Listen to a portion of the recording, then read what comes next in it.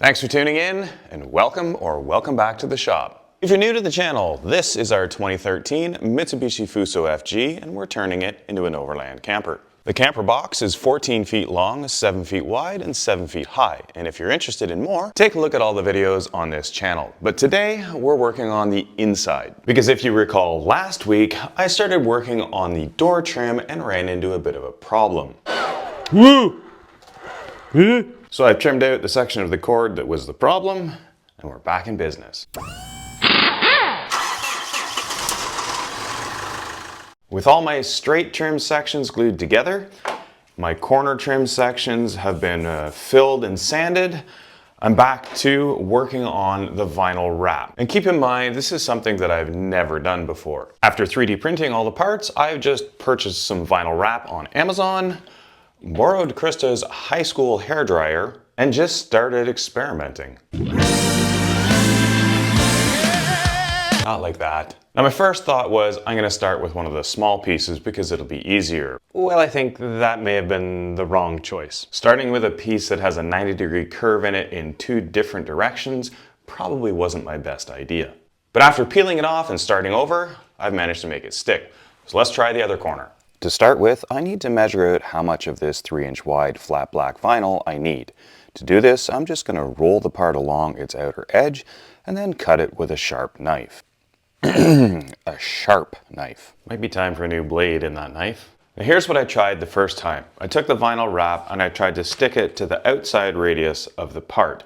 What I found was that when you try and pull this in, it makes a lot of wrinkles around the inside. I had also stuck it on cold previously, which didn't really seem to help. So this time I'm going to try preheating it before I stick it on. I'm also sticking it on at the center of the radius instead of on the flat surface, and then stretching it slightly to make it follow the curve.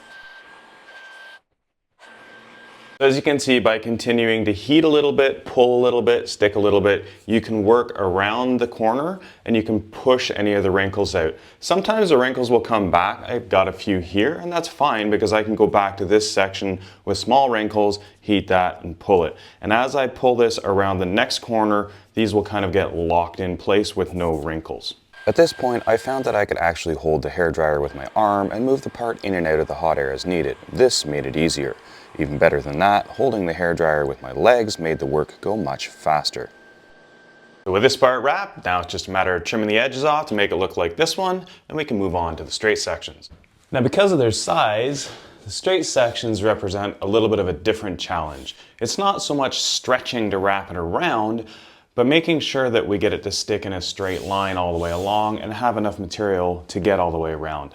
The piece that I've ordered is slightly larger than the outside diameter of this, but I do still need to keep it going straight, and I have to be very careful with the strength of this. I can't push on it on an overhang, so I'm going to try and do most of it with it sitting on the countertop. With this piece being almost 6 feet long, it poses a little bit of a challenge in getting everything in place. Now I could start at one end and try and wrap it all the way around and then follow that down, but I think the easier way is going to be to stick it along a flat surface all the way along and then work around the edges from the flat surface. So as it was with the curved part, step one is going to be to unroll a piece of vinyl that is slightly longer than the plastic trim. I know on larger things I've seen people peel part of the backing off and use tape, but I'm just going to peel the entire backing off of this because I don't think there's really anything else that it's going to try and stick to. Here we go. Back off. Get your own sandwich. Anybody else remember that Mr. Sub ad from probably the 90s? Back off. Get your own sandwich. Back up! Get your own sandwich! Yeah, that one. I stand corrected though, it was Maple Leaf Fine Food Sandwich Meats, not Mr. Sub. Back end of this is going to hang over the edge. That's fine. The trick here is I need to set this so that I've got enough to wrap up around this edge as well as around this edge. But basically my outer corner, the large radius, is the area that I'm going to stick to with the heat first. I don't think I'm doing this the right way. So that's kind of interesting. The vinyl didn't seem to like what I was doing there. I tried to start on this flat surface so I knew how far it was from the edge, but it didn't have enough area to stick to. It's cold because I haven't preheated it. So it kind of automatically forced me to do what I actually said I was going to do in the first place. The round corner is where I'm going to start, but I'm starting with a large flat surface so it has more chance to stick. So it's technically stuck at this point, but it's not really adhered. So now I need to start heating it up and pulling it around the corners to get it to stick. I want to start in the middle and work my way to the edges. I think that seems to work better at being able to work any wrinkles out. I'm also going to start on this side where I have the largest amount to grab. I'm just going to heat around the bottom and then pull it up and smooth it on just in the very middle as a start.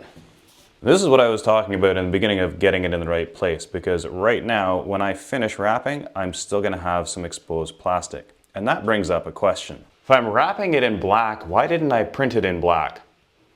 Yep, that's a good question. Truthfully, it's because way back when I started printing this, I thought I was going to wrap it in white. But back to the current problem, I need to reposition this. And that's one of the things that I've found really nice about working with vinyl wrap is when you do get it in the wrong spot, you just peel it off and then stick it back on again. So let's try this again. Gentle peeling it off. Make sure it doesn't land on the floor. My part is free again. And now I can try positioning attempt number 2. So with it again roughly positioned, I can now pick up the inside edge and see that I've got enough to cover it. And I can pick up the back edge and see that I've got enough to wrap all the way around. So let's try this again. A little bit of heat, and then I can pull it around nice and tight and make sure that it's stuck. Now that looks better. Now I'm just going to work my way from the center towards each end, and all I'm doing is trying to get it to stick around the radius. Then I'll do it and heat it from the other side for the other half. Vinyl wrap traces its roots back to 1956 when 3M introduced the first commercially available vinyl material initially intended for use in sign making and advertising. It wasn't until the 1980s that vinyl wrap found its way into the automotive industry. With advancements in technology and the availability of a wide range of colors, textures, and finishes, vinyl wrap has become a popular alternative to traditional paint jobs. Vinyl also protects against scratches, UV rays, and other elements, helping preserve the underlying paint. The last thing I need to do is wrap it around the final edge, which is the exact same process I used on the corner pieces. In my case, vinyl wrap is a bit of a test to see what kind of finish we can get out of it to transform 3D printed parts into more production manufactured looking parts without all the hours of sanding and painting. If you're a pro vinyl wrapper or someone who's done a lot of this and you see something and you're like, whoa, whoa, whoa, whoa, whoa. Do everyone who views this video a favor and throw a comment down below so people know what the right way to do it is. This is working, that's how I'm doing it, but if there's a better way, let us know. So far, although a bit fiddly, I can tell you my vinyl wrap is coming out far better than my first attempt at automotive painting.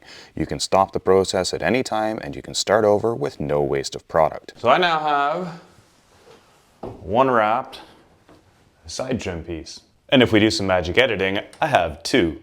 The green tape was just put on here to protect the surface, so I need to take that off.